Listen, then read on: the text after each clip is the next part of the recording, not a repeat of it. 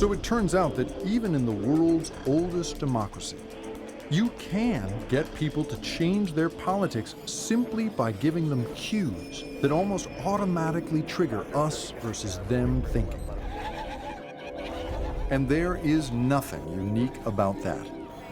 Groups of humans throughout history have been vulnerable to having their decisions hacked by cues that trigger their biases in favor of us and against them. But what's different today is that the hackers now have a tool that would make a 20th century dictator drool: social media. So maybe it's not surprising that the old certainty that democracy would eventually spread around the world is suddenly fading. Turns out that's looking like it was wrong. We're seeing far-right parties in Europe laughing at a democracy and the liberal order the way Mussolini did, and subverting the mechanisms of control on their power, like the judiciary and the press. Of course, in the United States, there are also threats from the left. There are threats of political correctness that are trying to restrict freedom of speech. So we are entering a period in which our certainties about democracy and freedom from the 20th century are being questioned from both the right and the left. And in the United States, the retreat by each side into its own social media echo chamber, where they only hear from people who think just like them, has become one of the greatest threats our democracy has ever faced.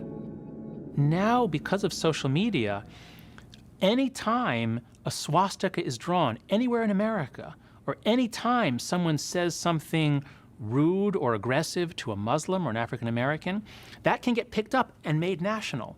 And since we'll never get to zero, these things are always going to happen somewhere in our country of 330 million, so there will always be a supply between 10 and 1,000 incidents every day to keep the left in a permanent state of outrage.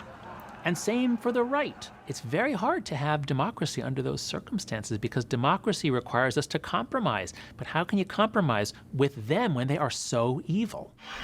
One result is that amid the most avid consumers of social media, young people, fewer than 1/3 think it's very important to live in a democracy.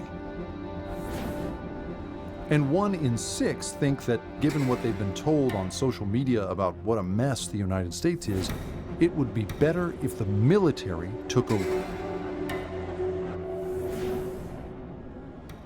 Maybe it's time we face the fact that it is very, very hard to run a country in which everybody has freedom of speech and freedom of religion and the right to vote, especially when that country is filled with people of different ethnic backgrounds and religions and political points of view.